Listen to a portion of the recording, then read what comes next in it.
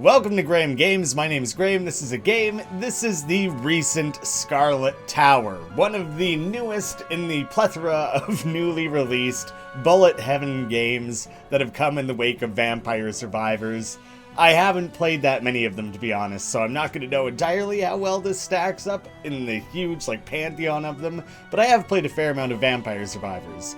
This one has the same sort of gothic horror vibes, but in my mind with greatly improved artwork overall, so that feels promising. Violet seems to be the main guy, the starting character. I'll show this one just quickly, Nin, so you get an idea. And then there's a bunch more characters to be unlocked. The game is being added to very regularly, the same way that Vampire Survivors was when it was deep into production. You can see all these different things, power-ups, unlockables, talents, that all seems interesting. But we'll just start here. Scarlet Sword creates a wave of blood that deals 25 damage and drains 0.25% of the damage dealt. Passives, I only have the one to pick right now. Bat Aspect. When dashing, Violet transforms into a bat for 3 seconds, gaining move speed. And Glyphs, totally separate, Nocturnal, grants Bat Aspect move speed and increases its duration by 2 seconds during nighttime. So supposedly you're going to have to worry about nighttime, daytime cycles. That's kind of interesting. You could upgrade them. That's what the cost is. I already own those, but you could upgrade them further, which is kind of cool. It seems like there's a lot of different mechanics layering into the RPG elements, the things that happen outside of just the typical gameplay. I don't think I can control the direction that he's shooting. He's not following my mouse, is he? No, definitely not. Probably just, is it pointing towards nearest enemy? I think maybe that's the case. Yeah, it's just like an auto attack. There are certain things like the whip in Vampire Survivors, right, that only attack left or right. Armor. Oh, so these are going to be a little bit more like RPG, like you're gearing up Diablo style rather than just set things. I think, I don't know. We'll find out as we play. Every 3 seconds, throw a knife that pierces enemies in the line. I mean, they're going to work mechanically the same way, but thematically, they're much more RPG-oriented. And higher hit chances. I think the key to these games, in my relatively limited experience, is to just dish out lots of damage as quickly as possible. The effects in this are really good as well. Increases greed, which I don't really know just yet, gathering range, and shoot icy shards every 5 seconds. Wow, that shoots icy shards. I'm impressed that I can say that without just getting totally mushmelt. And applying chill. Again, I'm just gonna stick in the camp of dealing lots of damage is good. Shoots a fireball, gathering range, more projectiles. Let's start improving specific items that we already have. I have 3 damage dealing based things, and so maybe from here out I start venturing beyond that. Ooh, our first pickup, I think. Okay, those effects are a little janky. They're clipping all over the place and not really working, but I think standing on that totem gave me additional powers. More damage, higher crit chance. Let's just upgrade that some more. Enemies pathfinding is kind of garbage. Maybe that it's supposed to feel like that a little bit, but they are just running into trees and it makes them look real dumb. The Bible's new. Every 14 seconds, summon the Bible to orbit your body, deal 7 damage for 7 seconds, dealing 5 damage. I mean, agreed. You probably just get more gold. I guess I'll take the Bible.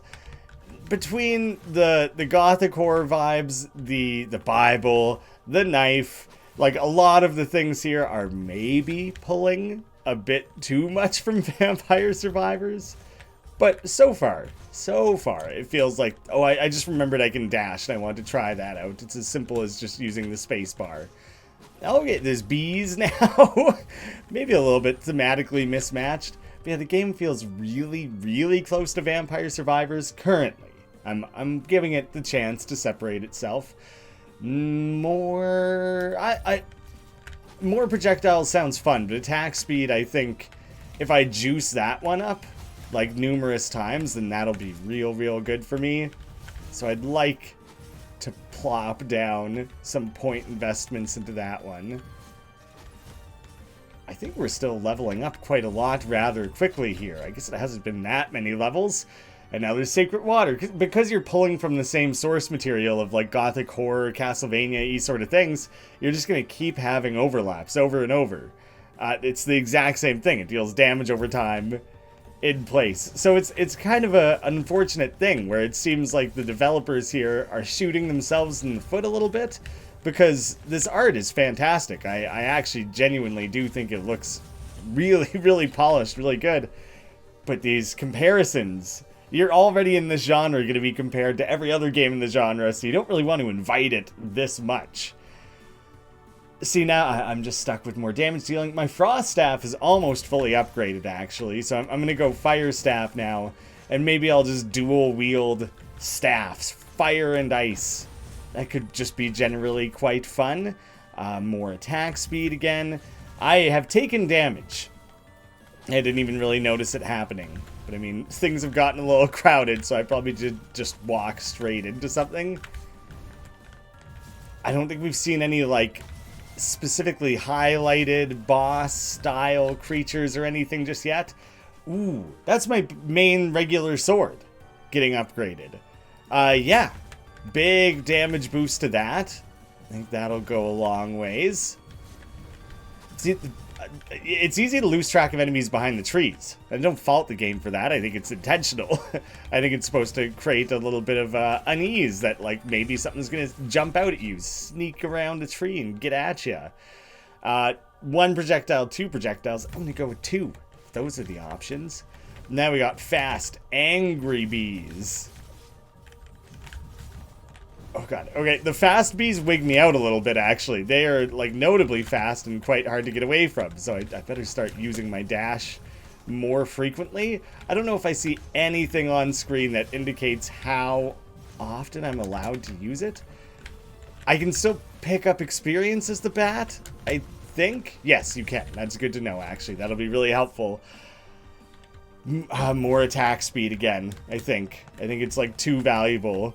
Let me just go grab up. Here's the ring. And the ring is plants. Are you kidding me? You couldn't come up with something that felt like a little more distinct and separate? Now you're not even trying to come up with original ideas. Oh, you can't dash through things. That's not how I thought dashing was going to work. And I died. So, the amount of damage each item did. I collected 0 chests. Funny how many enemies you can kill in such a limited amount of time. Now we can maybe see a little bit how this feeds into things. So the gold, I obviously don't have enough to invest in passive skills or anything. Doesn't look like you can pay to unlock those characters. That might just come with time, like at different things you achieve in-game. I'll try Nin then, if I'm going to do another run. Cosmic Orb shoots a Cosmic Orb that explodes, dealing 30 damage to enemies hit. Min summons the Ice Queen, an ally that fights by your side for 30 seconds, and increases damage by 10. I think her damage, not the elementals, the Ice Queen's talents. Cryomancy. Can I just choose one of these? Do I have all of them? I think I can just choose one, and I can also upgrade them. Okay, so offensive. Chance to apply freeze on hit, chance to summon an undead, and burn. I like the necromancy, I'm into that. Increase max health by 5, grants a chance to drain 5 health. I probably am going to go with that, actually. And a shockwave that pulses enemies away. And unlockables, these come from the different things you achieve in game. Reach level 10, cooldown reduction relic. Where is that? Do I just have that? Is that like always applied now? Or maybe these, it calls them unlockables, but are they just achievements? Did I get bonus gold or anything for doing that? That's unclear to me.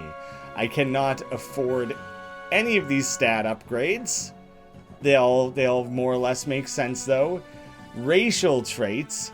humans, elves, vampires, demons, and that's going to depend which character you're playing as. So the two starting ones are one vampire and one elf. So those are automatically applying, I think, and I would be able to upgrade them with purples, which may be purples you get for winning a run. I'm kind of having to guess a fair amount of things here. I could improve my necromancy. So you know what? I think I'm going to do it. Just add to it. So 10% chance to summon an undead on hits. And so, I killed 800 things in whatever it was, 7 minutes. So I'm curious how much that'll scale up. How many... Oh, that's my Ice Queen being summoned already. See, here... I almost don't like when something has that much range, because you really got to go chase down the experience like crazy. I'll add a fireball, because I think I need something with a bit more of like a regular style attack. And mostly I want to try and hug close to enemies, because I want the projectiles to go somewhere a little bit predictable, so I could more easily gather the experience after. If they blow up on the far side of the screen there, I'll be left hanging. Increases gathering range. Maybe I do try that out. It's kind of boring, but there wasn't a lot else to pick from. Are you doing anything, my little, helper? It really claimed that you would. 1 in 10 should summon an undead helper, and I don't know if I've really... Oh, see, now I can start finding it. That's how that worked. I've unlocked it and can now start finding it in runs. That's cool. I'm into that. Cooldown reduction. I'm going to go with damage dealing. I'm into that. I think that's a cool way to introduce new things into the game so that it differs more and more from one run to the next. Luck. I'll raise my luck. I don't know. I'm going a little atypical. So I committed so hard to damage dealing last time. Can I walk away from that once I've activated it? Or do I kind of need to stay on top of it to let it do its thing? It almost seems like it just created a shield. It didn't do much in terms of actively fighting for me. More projectiles. I have a sense that there's experience up here that my explosive thing would have killed, and there's a tiny bit. There's nothing. It's basically nothing. Whoops. I guess I'll venture over and collect what I can. And then I'm going to go back again, because now, see, this is why I didn't want to wander too much with this. It was a mistake. Ooh, there's a slightly bigger experience thing, so I will try and grab that. You can dash, quite frequently. Those bees are on fire, and I actually don't know why. But it was kind of hilarious. It's funny for me. Alright.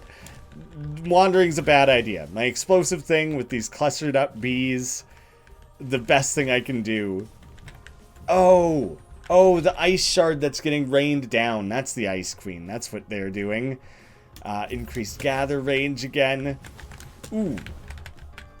Just a little bit of food in there. But the brazier or whatever that you busted open, straight from Vampire Survivors. So, it's okay to borrow the mechanics. You kind of have to put your own spin on it. You got to iterate on things to make it different, or else why, make the same game all over again, just a straight reskin. But if you're going to reskin a game, you kind of have to reskin it at a greater level of depth. It needs to be thematically different. And then even then, you're holding yourself back by not introducing new things. I think some of the between run stuff is maybe handled a little better here than Vampire Survivors. Currently, that's my feeling on it, seeing as how it's been presented so far. But yeah, it's a little bit... makes you question the developers a little bit when they're kind of copying. I'll stop harping on them so hard for that and just worry about the game. I feel like I'm being a little... I've said my piece there. No need to continue criticizing. I got a good little loop going on here. Everyone cluster yourselves up, and I'll just keep trying to drop my icy skills to gain what I can out of it. Ooh, it was getting dicey. I wasn't liking it very much. What I really want is something that, like, replenishes health. I think I chose a passive thing that replenishes some health. There, I do recover the tiniest amount, but it takes next to nothing. No contact whatsoever to take enough damage to suddenly be, like, totally screwed again. Attack speed. Armor? Seeing as I'm kind of about to die, armor seems like it could be of great benefit to me. And I'm gonna try and just keep dashing. So many dashes. Endless little sprints. That seems to be more or less working. It's kind of hard to tell, honestly, offhand. Offhand, if it's just like a lull in the enemies that are being sent against me. I think we're about to get the plant circle coming up again. Yeah, there it is. Oh god, there's so many bees. So many bees right there. This time I know to not try and dash my way through. My Ice Queen helper was wigging me out. I keep trying to avoid it, forgetting that it's mine. Just get a little scared. Do I raise my HP again just to try and stay alive? Or do I think I try and do more damage and kill more things. That'll probably do more to keep me alive than, like, 6 additional health will. Oh, dang it. I just barely got clipped there, I think. See, I don't even know if there was a boss monster in there of some kind. It didn't seem like it. Gathering range. Sure. Why not? I'll just try and max out an item, because then you kind of get those additional unlocks by doing so I might as well just commit a little bit. So if this run fails the way it seems like it's about to, then at the very least, maybe I will have completed one of those tasks necessary for, like, an unlockable. In the meantime, let me just keep scooting.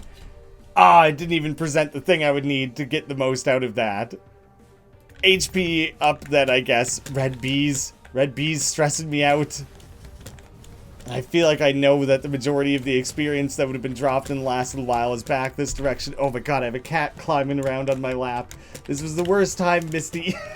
I just kind of, you probably saw me look over to the side there. I could see her, like, winding up to jump up on me. There was not really anything I could do about it.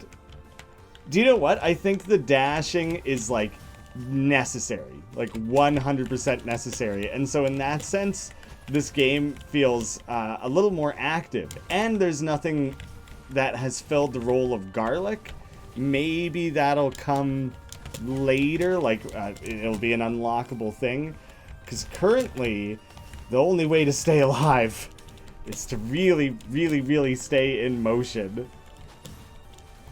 So that's one thing that I think the game has handled well. I can find some time for some criticisms.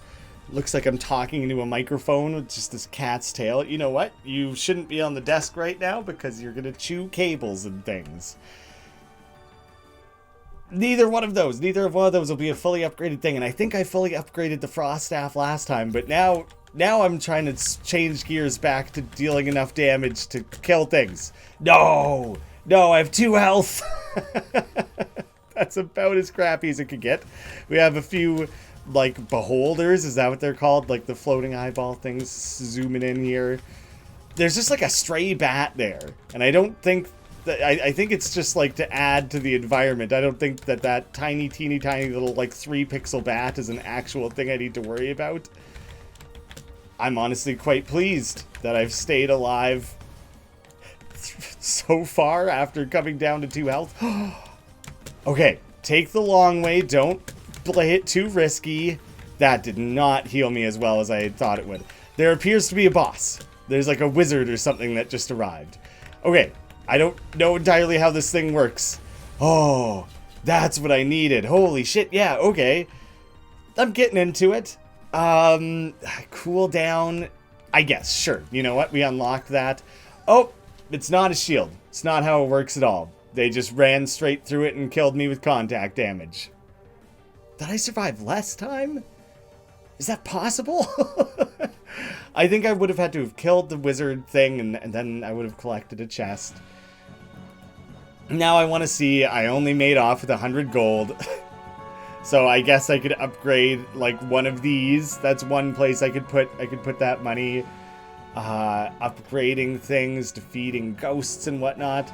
Defeat 300 red bees at daytime. Unlocks the Thunderstaff. Oh yes, here, okay. It's not an unlock related to a relic. This is how you unlock heroes, how you unlock weapons, how you unlock relics. That should have been so much more clear to me. So I think you just get gold for achieving those. Kill 5,000 enemies at nighttime. I've never even made it to nighttime. I would have to unlock the Thunderstaff, which I've almost done, and then rank it up to 5. Then you get a hero there. Find someone lost in the woods. Holy Bible up to 5. Defeat death at corruption level 1 or higher. The different maps. Surviving for 24 minutes or surviving for 24 minutes in the Woods of Havoc, which I don't even really know. That's the main woods, I presume, based on what I've seen and been shown so far. Yeah, it's not the most innovative of these games, not by a mile, but it seems very polished. I really like the artwork. The developer seems committed to improving and expanding the game. So if you're willing to, spend a nominal amount of money to endure an early access of a game that's finding its footing and maybe, hopefully, distinguishing itself more along the way, then yeah, you can check this one out. I'll have a link down below. Thank you so much for watching. I'll see you again soon.